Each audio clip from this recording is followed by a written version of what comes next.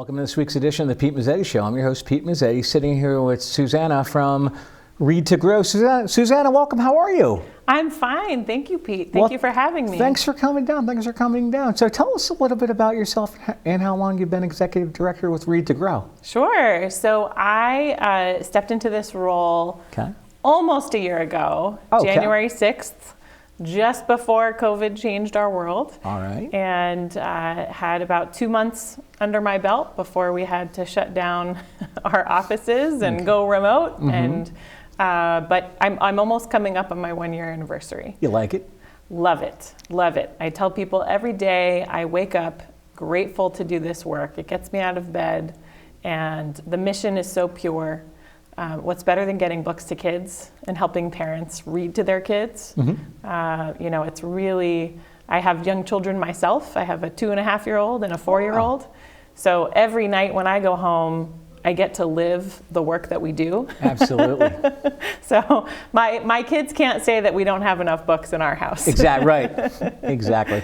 Yeah. So what is the mission for Read to Grow? So the mission for Read to Grow is to support parents as their children's first teachers. Okay. And to promote early childhood literacy.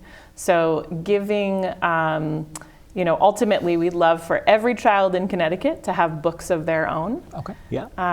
And we know that not every child does. Right. So we work on that mission in a variety of ways. We have 3 programs that we work through. So the flagship program that really kicked off Read to Grow 20 years ago was started by Roxanne Cody, the owner and founder of R.J. Julia Booksellers. Madison, sure. Yes, the wonderful Roxanne Cody. So she and a group of friends, when they learned that there were certain children in Fairhaven, which is a neighborhood in New Haven, Connecticut. Sure. Absolutely. She learned about an 8-year-old boy who had no books in his home at all, and she said, okay, he's probably not the only one. Right. This is an issue. We need to figure out a way to address this.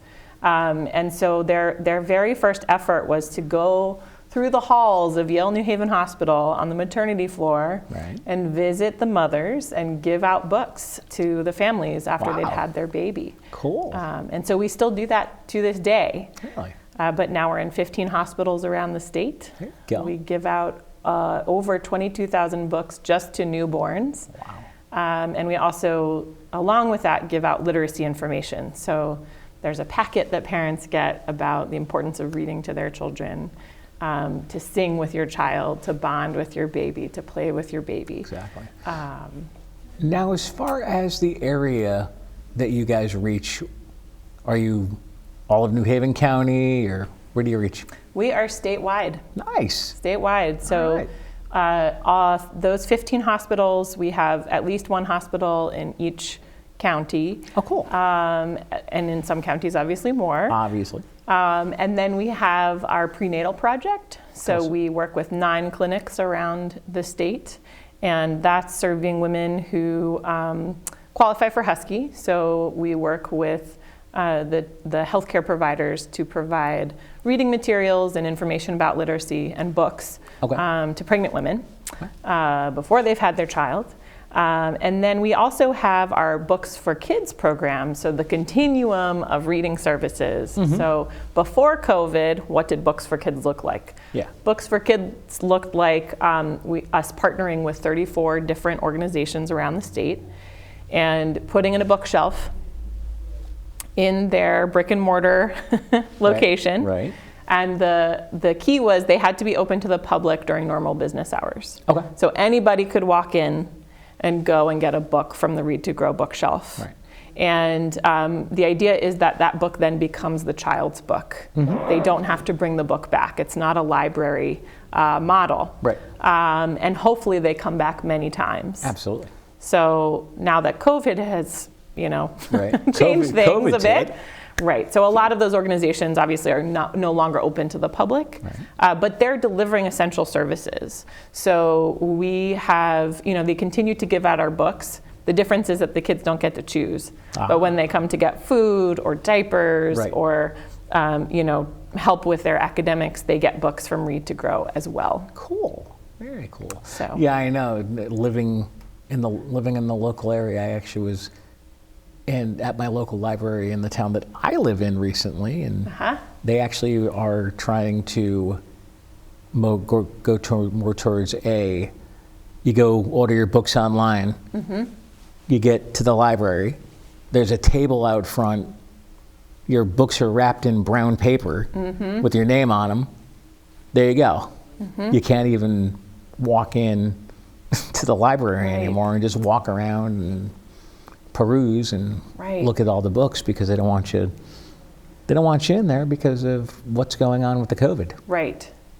So you lose that ability to browse. Oh, absolutely. To sort of happen upon a book that you weren't even thinking about, but maybe looks interesting. Exactly. So the other thing that we've been doing, in March we started an initiative giving books out at the school meal sites around the state. Oh, cool. So partnering with school districts to have tables set up outside of wherever they're distributing the grab-and-go meals.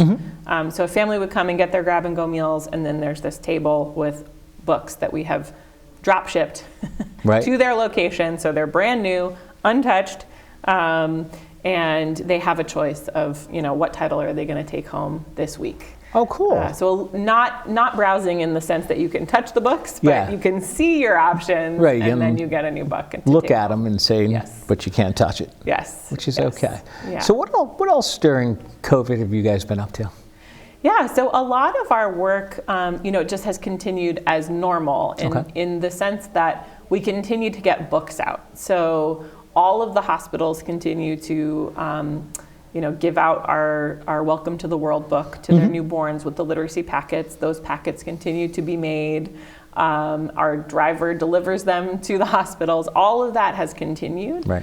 And likewise with our Books for Kids program, while the book places might not all be open, a lot of our community partners are requesting books from us to distribute. And we also have families who are requesting books. Really? That has always been the case, but obviously there's an uptick in the number of families requesting books. So you can go online, fill out a form, say, how old are your children? What are their interests? Are there specific types of topics that you'd love to have in book form for them? And then we'll either fulfill it and mail it, or if you're close by, you can come and pick them up. And the benefit to coming and picking them up is that you get more books.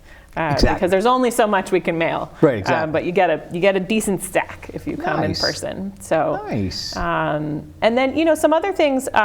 Prior to COVID, we worked really closely with our core of volunteers. So we have a small but mighty staff. We have 12 staff people, but 80 plus volunteers who help us deliver our literacy message, but also who prior to COVID were coming into our warehouse, helping us build those packets, helping us sort books. We get a lot of book donations of gently used and new books. And so, there's a lot of processing that has to happen. So volunteers help us with that. So, we had to shut it down for them. And just recently we welcomed back our first cohort of volunteers back into our office, back into our warehouse. Oh, cool. So that was a really joyous moment, both for the staff who were really thrilled to be having help again, because they've been picking up all of those pieces themselves with full-time work anyway. And just for the morale, it's even socially distanced, it's really good to see people. Oh, absolutely, absolutely. Now, as far as the packets that you guys deliver to the hospitals, tell us a little bit about them and what's usually can be included in them. Sure. So, let's take, for instance, for the most part, it's pretty standardized. So there's the Welcome to the World book, which is a board book, and we publish it.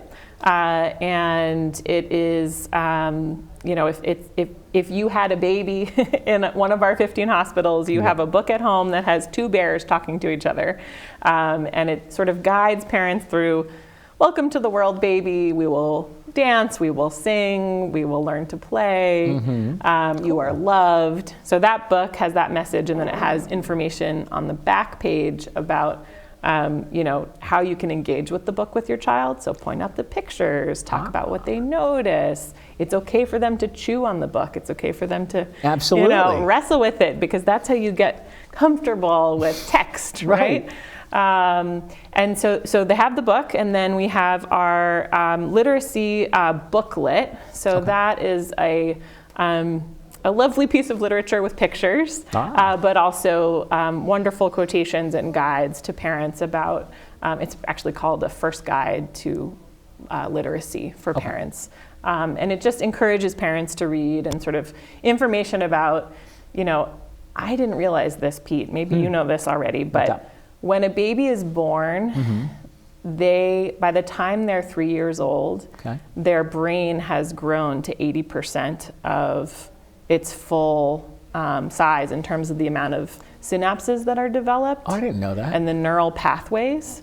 So we have an image that we show new parents of a baby's, the neural pathways of a cross section of a human brain from a 1-day-old to a 3-year-old. And it's like, the 1-day-old image is, a few here and there. Yeah. The 3-year-olds, it's like is all over the place. It is. There's so much activity. And so that's why we focus so much on birth to 3, because that brain development, it's just tremendous. It's exploding all of the time. All that input is going on. I did not know that. Yes. You just taught me something. See? And I learned it too. And when we tell that to parents, and when we show them the visual, it's like, you see a light bulb moment for everybody. So we have that information. We also have a reply card, which they can fill out online, but we give them the paper copy.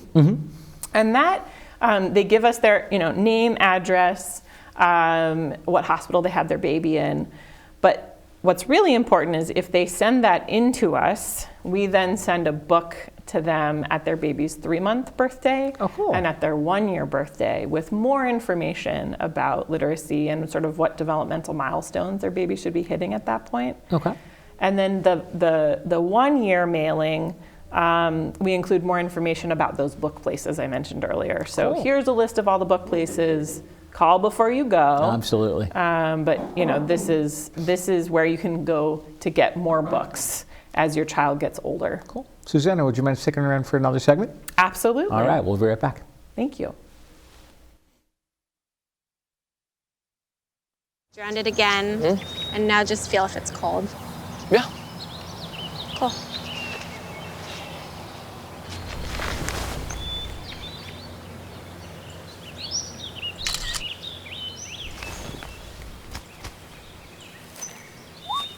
Smokey just gave me a bear hug. I know. Already posted it. So, I just moved in with this family, and it's embarrassing. The little one, he likes to go outside and crawl around in the giant litter box. I don't know what he's doing. I was born and I knew how to use the litter box. Look at that! That's disgusting! Oh, poop already! You're making me nervous. Oh, okay, I can't look at this anymore. I really hope he grows out of this, for his sake. Welcome back to this week's edition of the Pete Mezzetti Show. Sitting here with Susanna from Read to Grow. Susanna, welcome back. Thank you so much. Thank you. Susanna, you brought us some information. Tell us about what's in the packet. Sure. So this is a lovely folder. I know we rarely do hard copy anymore, but I know. It's sort of what you could find on our website, but in a little bit more detail. So I'll leave this with you, Pete. Thank you. But it does have our newsletter. So we put out a newsletter in the fall and the spring. So we're about to release our fall newsletter. We just welcomed 3 new board members to our board. Good. And we're really excited about that. 3 wonderful, awesome women adding a lot of diversity to the board. And the board's wonderful to begin with, but you can only get better. Oh, absolutely, absolutely. The fall newsletter sort of features more vignettes of the experience of distributing those books at those school meal sites. Nice. So told from the perspective of the volunteers and the staff people who did those distributions. So we have a staff person who, she went to the same site every week throughout the summer. And every week, this young boy and his grandmother came to get books. And every week they lingered and wanted to sort of talk about the books. And the grandmother only spoke Spanish, and the grandson is bilingual. And some of the books that we provide are also in Spanish or bilingual. Okay. But what we learned was that the grandmother would read the Spanish text to her grandson, and he would read the English text to her. Very cool. So she's learning English from her grandson, and he's learning and keeping fluent with his Spanish. Wow. And because they have these books, they can share that language together. That's cool. Yeah. That's really neat. Yeah, when I learned that story, I definitely got a little choked up. Absolutely, absolutely. So how are you guys doing with what's going on with the COVID with Read to Grow? Yeah, so, I think my board asked me last week, they said, how's it going with our fundraising? And it's just phenomenal, I have to say, how generous people are during this time. Oh, absolutely. And, I think we are able to make a case for the significance of what we do because, reading matters regardless of what else is going on in the world. Oh, absolutely. That's a skill that has to continue. And I think because parents are home with their children now more, there's a heightened interest in how parents can support their children with their reading skills. And that's directly in our mission, supporting parents as their children's first teachers. Absolutely. So, each time we get a response from a funder, I'm not surprised any which way it falls, whether we get funding or not. It's sort of the state of the world right now is complete uncertainty. But I will say there are some funders who have really stepped up, doubling what they typically give or giving their regular amount and then giving an additional amount for a new initiative that we might be trying out to be responsive to families' needs. Absolutely. So, I have to reiterate how incredibly grateful we are for how generous people are being right now. Now, where are you guys? So our office is in Brantford, but we have, those book places are all over the state. Okay. Those hospitals are all over the state, and then anybody in Connecticut can request books. Any parent or older child can go online and request books, and we'll mail it to them, or if they can come and pick them up, even better. Just like with child care providers. So you might not be an official partner, but you can go onto our website. Let's say you own a home daycare, and you want to get books for your children. Go on our website, readtogrow.org, and go to Get Books. There's a button that says Get Books. Click on that. It'll take you to a form. You can choose the family form or the child care provider form. If you fill out the child care provider form, you can request a lot of books, and we will make every effort to get them to you. Wow. Now, what types of other information can they find on your website? So we have information about, the studies that have been done about literacy. So if you are looking for the why should I read to my child? Or why should I invest in a program that promotes literacy with very young children?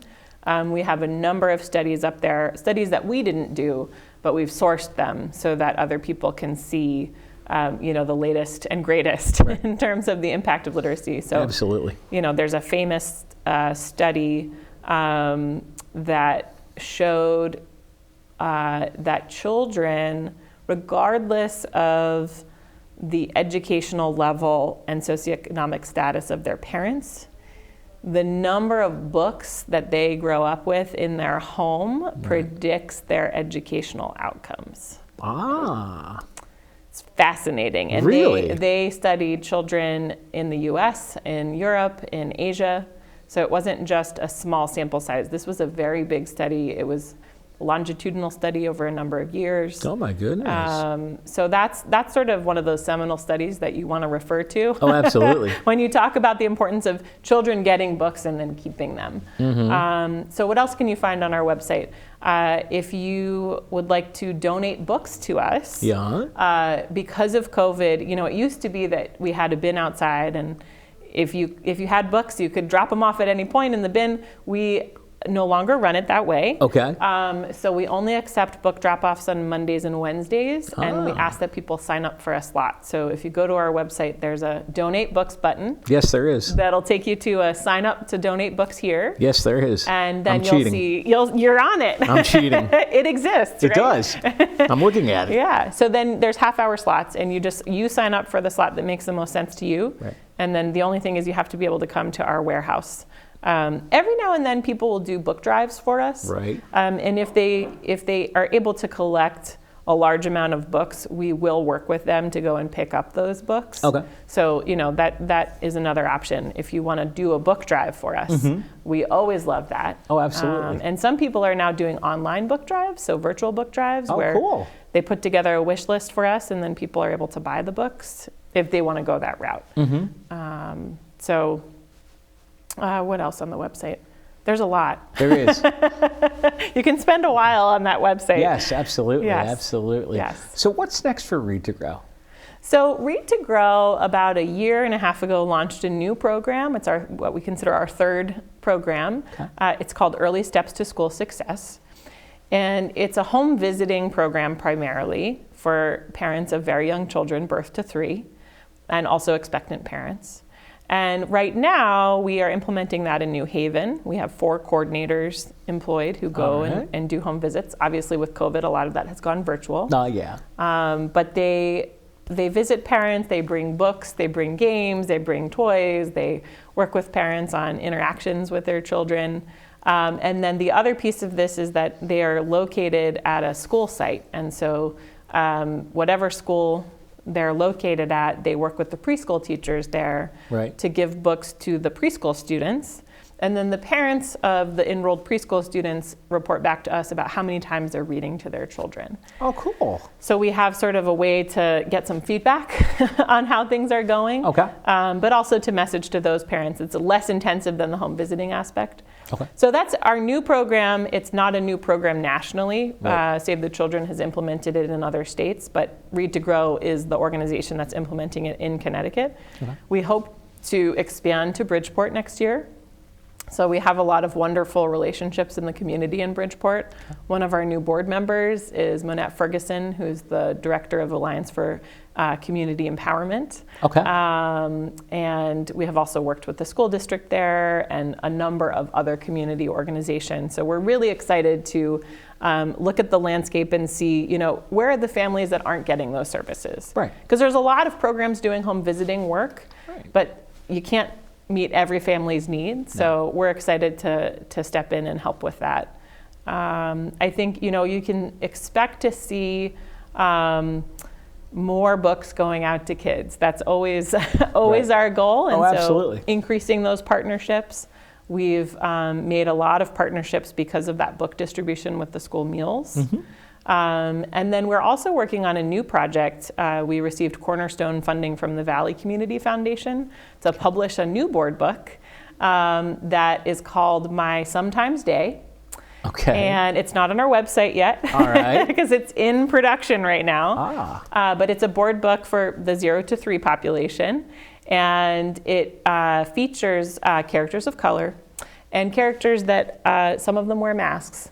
It's not the "this is how you wear a mask" book. It's not the "this is why it's important to wear a mask." Right. It's "this is my sometimes day." Right. Sometimes it's virtual. Sometimes it's in person. Sometimes, I get to go for a long ride with my mom. Sometimes I have to stay inside and can only see my friends on the screen. Exactly. So it gives parents and caregivers a way to talk about the world that these young, very young children are being brought up in. Absolutely. So. It's been very interesting so far, especially being an adult. Yes. It's been very, very interesting over the last couple months. I know. Well, even just sitting here with you without my mask on. I know. It's like we're breaking a rule. No, We're being safe about it. I know. But you're so accustomed to wearing a mask. Wearing that mask. I know. So what else? We got a little bit more time left. What else do you want to tell everybody about Read to Grow? Sure. I think I'll tell a little bit of a story, if that's okay. Sure. So a couple of weeks ago. Well, it was more, this summer.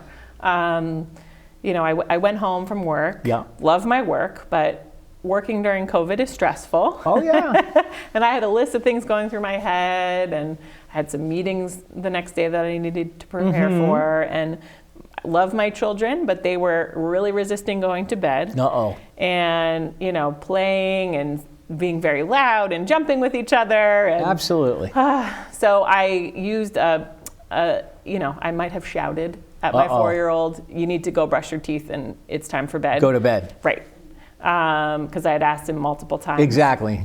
Well, of course, he was also stressed out, so he didn't like the way that I spoke. So, of course, that caused tears. Oh, of course he it went did. running to his room and hid under the blanket. Yeah. And the 2-year-old who's in the bathroom trying to brush his teeth is going, Alexander's not listening, but I am. And of course, that makes his brother scream even more. Oh, of course. So I've got a problem on my hands because I want them to go to bed, Right. but I don't want them to be upset when they go to bed. Right. So I don't know what possessed me, but I picked up a book. So instead of going over to my child and, you know, giving him a talking to Right. or escalating the situation, Yes. I took this book and I sat down on his bed And read. and started to read. Cool. And before I knew it, he'd poked his head out from under the covers, crawled over to me, nestled up under my arm. There you go. Was starting to follow along, making comments about what he was reading. The 2-year-old came in, sat down, Excellent. and they were back to being friends again. Cool. And then they went to sleep. There you go. We calmed them down. I felt calmer because I wasn't sort of in this escalated state. So it was one of those moments where I realized the book, There you go. that's what you do. Well, Susanna, thanks for some time, and hopefully we'll have you on again soon. Wonderful. Thank you so much, Thank you. Pete. On behalf of Susanna, I'm Pete Mezzetti. Thanks, good night, and we'll see you next time.